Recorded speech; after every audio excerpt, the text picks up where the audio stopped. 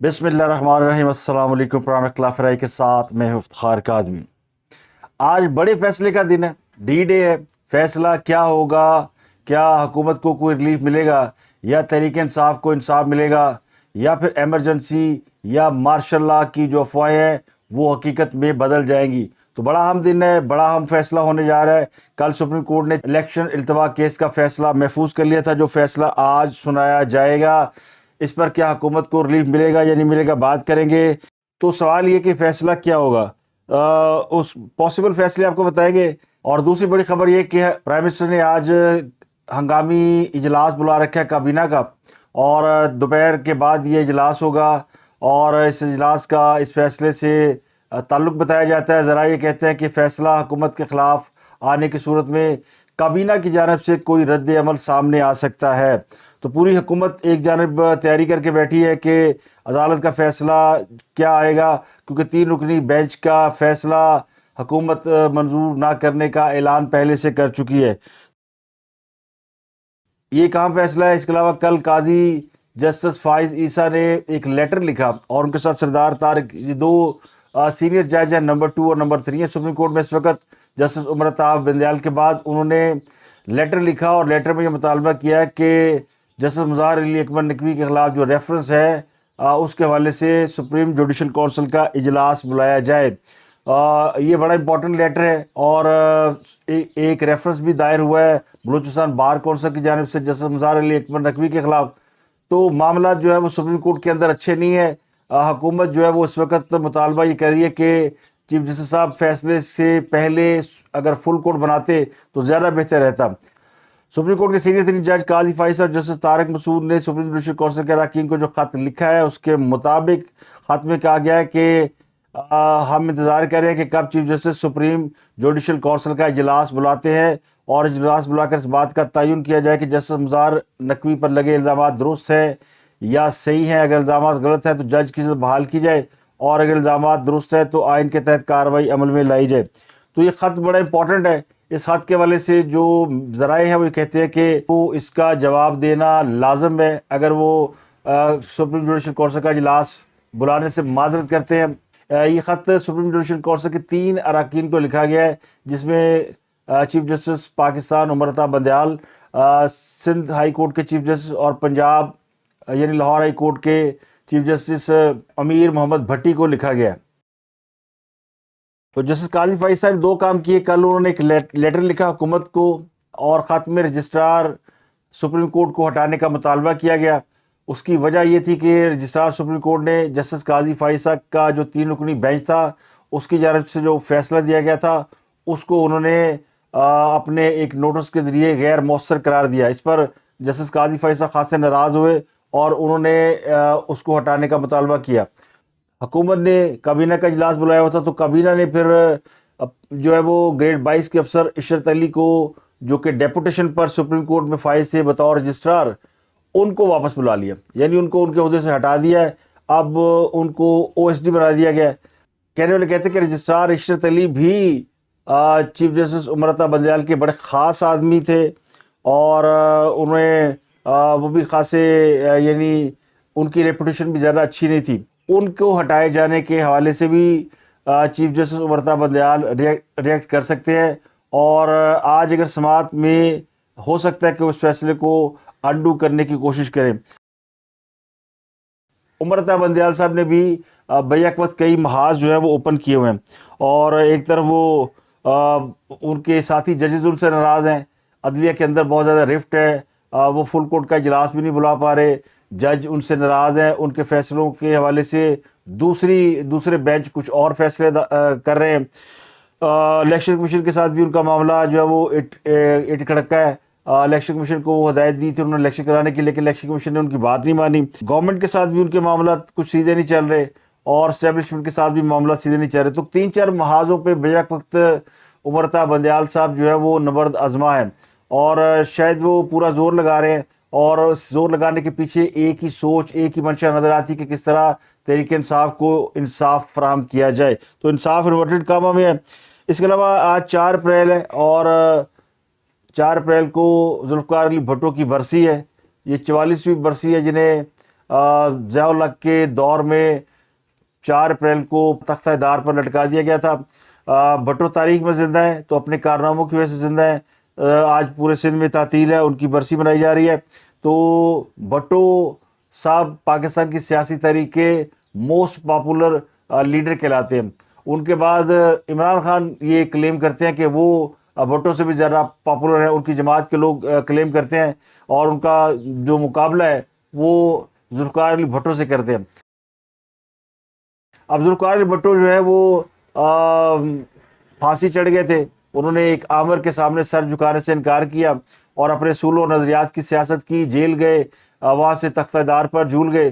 تو ان کی یہ بہادرانہ جو طرز عمل ہے اس کی وجہ سے آج بھی عوام ان کے ساتھ محبت اور عقیدت رکھتے ہیں۔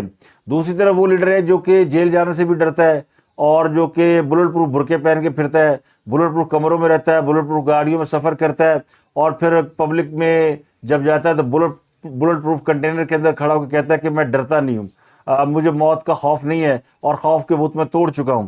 اب ان کے خوف کے بت کے حوالے سے آپ کو ایک خبر دیتے ہیں، پھر ہم آج کی صورتحال پہ بھی آ جائیں گے۔ خبر یہ ہے کہ کوہاڑ میں 2 پولیس اہلکار گولیاں لگنے سے ان کی شہادت ہو گئی۔ یہ تراویح کی ڈیوٹی کے بعد گھر جا رہے تھے یا تراویح کی ڈیوٹی کے لیے جا رہے تھے، تو اس وقت ان پہ فائرنگ ہوئی۔ اطلاع یہ ہے کہ دونوں پولیس اہلکاروں نے بلٹ پروف جیکٹیں پہنی ہوئی تھی، ان کے ہیلمٹ بھی بلٹ پروف تھے، لیکن جو گولیاں ہیں وہ بلٹ پروف جیکٹ کے آر پار ہو گئیں تو ان کی شہادت ہوگی۔ اب یہ واقعہ ایک طرف ہے، چونکہ پولیس نے مراسلہ جاری کر دیا اور پولیس پریشان ہے کہ بلٹ پروف جیکٹ کیسے اس میں سے گولیاں پار ہو گئیں۔ تو یہ کوئی راکٹ سائنس نہیں ہے، اگر یہ بلٹ پروف جیکٹیں پشاور کے کسی علاقے میں بنائی گئی درے سے یا کسی اور جگہ سے، تو ممکن ہے اس کے اندر یہ خامی رہ گئی ہو اور سادہ لوہے کی ایک چادر کو بلٹ پروف بنا کر بیچا گیا ہو اور کرپشن کی گئی ہو پولیس کے محکمے کے اندر، جو کہ عام سی بات ہے۔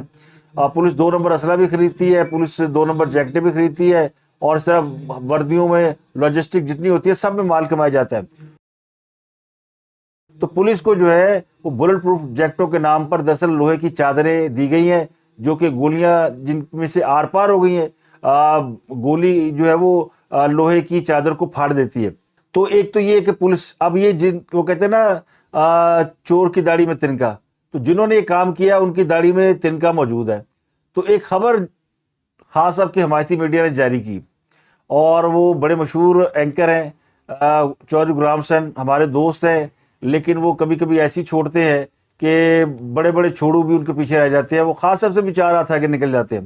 اب انہوں نے ایک خبر دے دی اس خبر کو بنیاد بناتے ہوئے کہ جی ان کو امریکہ سے اطلاع آئی ہے کہ ایسے بندے پاکستان بھیج دیے گئے ہیں، ایسی گولیاں پاکستان بھیج دی گئی ہیں جو کہ بلٹ پروف چادروں کو پھاڑ کے نکل جاتی ہے، اور اس لیے عمران خان صاحب کے اوپر اٹیک ہو سکتا ہے۔ تو اب جو ہے وہ خان صاحب کی کو مارنے کے لیے ایک نیا منصوبہ بن گیا، اور اس پہ امریکہ کو بڑی تشویش ہے۔ جی عمران خان صاحب، اس بارے میں واشنگٹن امریکہ کے دارالحکومت پہ نہایت معتبر ذرائع سے خبر آئی ہے کہ پاکستان سے باہر سے ایسی گولیاں، ایسی بلٹس جو بلٹ پروف گاڑیوں کے اندر بھی مار کر سکتی ہیں، ان کو ٹارگٹ کر سکتی ہیں، اپنے ٹارگٹ کو، یعنی جس کے اوپر حملہ کیا جائے وہ بلٹ پروف گاڑی کی یعنی وہ شیٹ کو اس میں سے پیرسنگ تھرو دیٹ شیٹ وہ ہٹ کر سکتی ہے۔ وہ گولیاں اور 2 ایکسپرٹ اور وہ کیلبر بھی جو ہے، ادھر وہ ذیشان کو کہے وہ آپ کو لکھ کے دے دے کیلبر آف دوز بلٹس کہ جو یہاں آئی ہے۔ اور ایک اچھی بات یہ ہے کہ پاکستان کی ریاست اور اس کی جو اہم ایجنسیاں ہیں، انہوں نے صدر عارف علوی، اسد عمر، عمران خان اور ملک سے باہر جہاں سے ان کو انفارمیشن آ رہی ہے، ان کے کہنے پر بہت بڑی پیمانے پر ٹیمیں بنا دی گئی ہیں، اور وہ زمان پار کا، بنی گالا کا، ملازموں کا، آنے جانے والوں کا، وہ 3-4 ٹیمیں جو ہیں وہ کر رہی ہیں، محاصرہ کر رہی ہیں کہ کسی طرح یہ ملزم بھی پکڑے جائیں اور یہ اسلحہ بھی برآمد ہو۔ تو امریکی حکومت نے بھی تشویش ظاہر کی ہے کہ یہ اس طرح کا حملہ جو ہے ناقابل قبول ہے، اور ملزموں تک رسائی حاصل کرنا اور وہ اسلحہ جو یہاں امپورٹ کیا گیا ہے to hit former prime minister Imran Khan وہ ریکور کیا جائے اور ملزموں کو ان کے انجام تک کہ پاکستان کے اندر ایسی بھی گولیاں آ گئی ہیں, ایسے بھی لوگ آ گئے ہیں, یعنی کوئی ایسی وہاں درے میں کوئی ایسی ایجاد ہو گئی ہے کہ جو کہ بلٹ پروف چادر کو پھاڑ دیتی ہے اور بلٹ پروف اس کے سامنے ناکام ہو گئی ہے. تو دوسرے لفظوں میں بلٹ پروف کی تمام جو کوششیں ہیں, وہ جیکٹ ہو, گاڑی ہو, شیشے ہو, وہ سب ان گولیوں کے آگے ناکام ہیں. تو وہ کوئی مخصوص لوگ لے کر آئے ہیں. تو سوال یہ کہ کیا یہ بلٹ پروف جیکٹوں کو پھاڑنے والی گولیاں جو عمران خان صاحب پہ چل رہی تھی وہ کوہاٹ کے 2 معصوم پولیس اہلکاروں پہ چلائی گئی؟ تو یہ سوائے کہتے ہیں نا یعنی پینک پھیلانے کے, اور یہ جو سیڈسٹ لوگ ہوتے ہیں ان کے ذہن کو تسکین پہنچانے کے لیے, خان صاحب کے جو فالوور ہیں نا وہ اس وقت ایک ہی بات سننا چاہتے ہیں, خان کو مار دیا جائے گا, خان کو خلاف سازش ہو رہی ہے اور خان کو لیمنیٹ کر دیا جائے گا, تو ہم نے ان کی جان بچانی ہے. تو یہ خان نے اپنے ووٹر سپورٹر کے اندر جو فیئر پیدا کیا ہوا ہے وہ جلدی ایسی تھیوریاں بائی کر لیتے ہیں کہ کوئی سازش ایسی ہو رہی ہے جس میں خان کو مارنے کی کوشش کی جائے گی. خان بھی روز آ کے یہ بتاتا ہے مجھے مار دیا جائے گا اور پتہ نہیں کیا کر دیا جائے گا. اب خان صاحب نے جو کچھ کہا ہوتا ہے تو ان کے لوگ بھی ویسی خبریں چلاتے ہیں.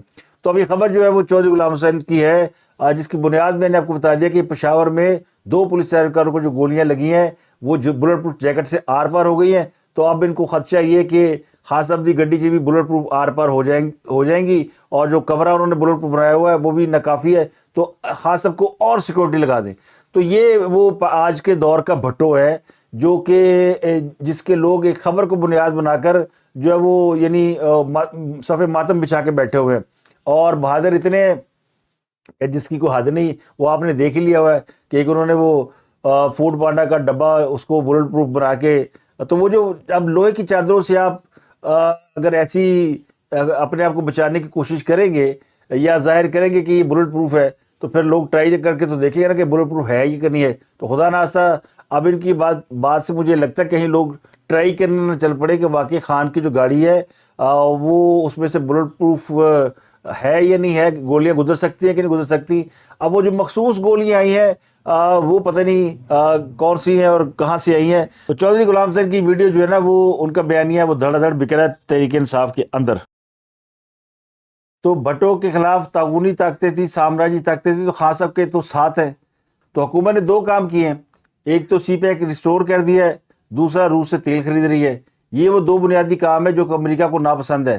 تو خان صاحب آج کل پھر امریکہ کو ان دونوں کاموں کے حوالے سے اپنی وفاداریوں کا یقین دلا رہے ہیں کہ اگر میں رہوں گا تو سی پیک نہیں چلے گا, اور میں رہوں گا تو روس سے تیل نہیں خریدوں گا. تو اب وہ اس بیانیہ اور یہ سودا بیچنے کی کوشش کر رہے ہیں. کل انہوں نے ایک اور تھیوری چھوڑی کہ پاکستان کو ترکی بنا لے یا میانمار بنا لے, تو کوئی ملک خان صاحب نے چھوڑا نہیں ہے. آپ نکال کے دیکھ لیں, وہ چائنا کا نظام, ایران کا انقلاب, اور امریکہ کا صدارتی نظام, اور پتہ نہیں کس کی ترقی, ہر ملک کا نظام جو ہے, سعودی عرب جیسا نظام, ہر ملک کا نظام جو ہے اور ہر ملک کی مثالیں وہ دے چکے ہیں, اور بربادی میں بھی وہ مثالیں دینے میں پیچھے نہیں ہیں. پہلے کہتے تھے ملک سری لنکا بن جائے گا, تو ان کی یہ خواہش پوری نہیں ہوئی, تو اب یہ اس ملک کو میانمار بنانے کے لیے چل پڑے ہیں. بڑی سٹوری ہے کہ آج فیصلہ کیا ہو سکتا ہے. آج فیصلے کا دن ہے. حکومت کو کیا ریلیف مل سکتا ہے کہ نہیں مل سکتا. جو کہنے والے کہتے ہیں کہ حکومت کو ریلیف ملنے کا امکان بہت کم ہے, اور شاید اسی خدشے کے پیش نظر حکومت بھی مورچہ لگا کر بیٹھ گئی ہے. کابینہ کا اجلاس بھی سائملٹینیسلی بلایا گیا ہے. اب حکومت کو اس حوالے سے میری جو تھیوری ہے, کل جو میں نے سماعت دیکھی, اس کو اسٹڈی کیا, اس میں عدالت نے جاتے جاتے یہ آپشن اوپن کیا تھا, ایک راستہ دیا تھا کہ سیاسی جماعتیں آپس میں بیٹھ جائیں اور اس کا کوئی سیاسی حل نکالیں. تو سیاسی حل تو نکلتا ہوا دکھائی نہیں دیتا. وہ عدالت کو بھی پتہ ہے کہ سیاسی حل نکلے گا, تو اب آئینی حل ہی اس کا نکلنا ہے. تو چیف جسٹس صاحب آئینی حل کیا نکال سکتے ہیں؟ اب اس میں سے کہنے والے کہتے ہیں کہ 2 چیزیں ہیں. ایک تو خان صاحب کی خواہش پوری ہو جائے گی کہ عدالت کو فیصلہ دے دے گی, اور اس فیصلے میں حکومت کو ریلیف نہیں ملے گا. دوسری خواہش جو ہے وہ بڑی شد و مد سے جو جاری تھی وہ یہ تھی کہ کسی طریقے سے جو پرائم منسٹر ہے ان کو توہین عدالت کا نوٹس جاری کیا جائے اور ان کو کس طریقے سے ڈسکوالیفائی کیا جائے، ان کو اس کیس میں توہین عدالت میں ہٹا دیا جائے، لیکن وہ خواہش پوری نہیں ہوگی۔ اب جو تحریک انصاف کے اپنے سورسز ہیں، جو ان کے میڈیا کے لوگ ہیں، ان کی میں آپ کو ایک میڈیا کا جو ان کا بندہ ہے جو کہ باہر بیٹھا ہوا ہے، وہ ایکس سروس مین سوسائٹی کا بندہ ہے، اس کی یہ خبر ہے جی کل رات جو ہے وہ انٹیلیجنس ایجنسیوں نے چیف جسٹس سے میٹنگ کی ہے اور بڑی لمبی میٹنگ ہوئی ہے، سحری تک میٹنگ جاری رہی ہے، اس کے بعد وہ ہنستے کھیلتے وہاں سے اٹھ کے چلے گئے ہیں۔ تو اب اس خبر کا مطلب کیا لیا جائے؟ اگر اس کی بات پہ یقین کریں اور اس کو آج کے فیصلے سے جوڑیں، اگر تو فیصلہ تحریک انصاف کے حق میں آیا تو پھر تو اس کا مطلب ہے کہ ایجنسیوں نے جو ہے وہ حکومت کے خلاف کوئی پوزیشن لی ہوئی ہے اور وہ ڈبل گیم کھیل رہے ہیں، اور اگر فیصلہ آیا حکومت کے حق میں جس کے امکانات بہت کم ہیں تو پھر اس کا مطلب ہے کہ اسٹیبلشمنٹ جو ہے وہ حکومت کے ساتھ کھڑی ہے۔ تو دونوں صورتوں میں یعنی وہ کہتے ہیں چٹ بھی اپنی پٹ بھی اپنی۔ ایک جو امپورٹنٹ خبر اور ہے، وہ کل بلاول بھٹو نے بھی اس پہ گفتگو کی، اور وہ بھی وہ چونکہ لاڑکانہ میں بھٹو کی برسی ہے وہاں خطاب کریں گے، انہوں نے کہا کہ ایمرجنسی بھی لگ سکتی ہے اور مارشل لا بھی لگ سکتا ہے۔ تو جو بہت سے ذرائع ہیں وہ اس بات کی طرف اشارہ کر رہے ہیں کہ اگر عدالت نے زبردستی الیکشن کرانے کی کوئی تاریخ دی تو پھر ملک میں کچھ مہینوں کے لیے ایمرجنسی کا نفاذ ہو سکتا ہے، جبکہ مارشل لا کے حوالے سے کوئی بھی اس وقت اشارے ایسے نہیں ہے کہ مارشل لا لگ سکتا ہو۔ تو لیکن بلاول بھٹو چونکہ بڑی پارٹی کے سربراہ ہے اور وزیر خارجہ ہے، وہ اگر یہ کہتے ہیں کہ ملک میں ایمرجنسی لگ سکتی ہے تو اس کا مطلب ہے کہ اس بات کا امکان موجود ہے کہ کوئی عدالت ایسا فیصلہ دے سکتی ہے جس سے حکومت خود کو خطرے میں محسوس کرے اور پھر وہ ایمرجنسی لگا سکتے ہیں۔ اگر عدالت بالفرض اناؤنس کر دیتی ہے کہ جی 30 اپریل کو الیکشن ہوں گے اور جو فیصلہ جو صدر نے تاریخ دی ہوئی ہے اس کے مطابق ہوں گے، تو پھر الیکشن تو کرانے ہیں الیکشن کمیشن نے، اور سوال یہ کہ حکومت سے اس فیصلے پر عمل درآمد کیسے کرایا جائے گا، یہ سب سے امپورٹنٹ بات ہے۔ اور یہ سپریم کورٹ کے بھی زیر نظر ہے، ان کے سامنے ہے کہ اگر الیکشن کرانے کا حکم دے دیا جائے تو جو ادارے ہیں وہ تو ابھی ان کا جواب بھی نہیں آیا، یعنی 2 اداروں کو جواب جمع کرانے کی ہدایت دی گئی ہوئی ہے۔ فائنانس ڈویژن نے اپنا جواب دینا ہے اور سیکرٹری دفاع کل آئے تھے، انہوں نے اپنا جواب جمع کرانا ہے۔ اس سے پہلے اگر فیصلہ کر لیا گیا ہے تو اس کا مطلب یہ ہے کہ اداروں کے جواب کی ضرورت نہیں سمجھی جا رہی، تو یہ سمجھ لیا گیا کہ جواب ناش ہی ہونا ہے، اور اگر ان کا جواب نہ میں ہے تو پھر کیسے سپریم کورٹ آگے بڑھ سکتی ہے۔ کل میں نے ایک پوائنٹ نوٹ کیا تھا اور وہ یہ تھا کہ جو کہا گیا تھا کہ صدر نے پرائم منسٹر سے مشاورت کے بغیر انتخابات کی تاریخ دی جو کہ غیر آئینی ہے۔ ایک یہ نقطہ بھی امپورٹنٹ ہے، یہ بھی سپریم کورٹ کے زیر یعنی غور ہے کہ اگر وہ یہ کہتے ہیں کہ جناب الیکشن کرائیں تو پھر وہ بھی ایک غیر آئینی کام ہوگا، کیونکہ صدر نے تو پرائم منسٹر سے مشاورت کی کوئی نہیں ہے، صدر نے تو سیدھا سیدھا الیکشن کمیشن کو تاریخ دے دی کہ اس تاریخ کو الیکشن کرا دیں۔ تو یہ یعنی آئینی جو کمن کے ایریا نا اس کے اندر سپریم کورٹ خود پھنسی ہوئی ہے، اور ممکن ہے کہ ایک اور فیصلہ آ جائے کہ کل وہ یہ کہیں کہ ہم نے بڑا غور کیا ہے، اب اس فیصلے کے اوپر ہم ایک لارجر بینچ بنانے جا رہے ہیں۔ یہ ایک راستہ ہے جو کہ شاید تمام فریقین کو جو ہے وہ سیٹسفائی کر سکتا ہے، قابل قبول ہو سکتا ہے، اور ایک بڑے آئینی بحران سے بچا بھی جا سکتا ہے۔ تو دیکھتے ہیں جی کہ وہ کہتے ہیں نا ویٹ اینڈ سی، تیل دیکھے اور تیل کی دھار دیکھے، اگلے چند گھنٹوں میں فیصلہ آ جائے گا اور پتہ چل جائے گا کہ حالات کا رخ کس جانب ہے۔ اب تک کے لیے اتنا ہی، اپنا گردنوا کے لوگوں کا بہت خیال رکھیے۔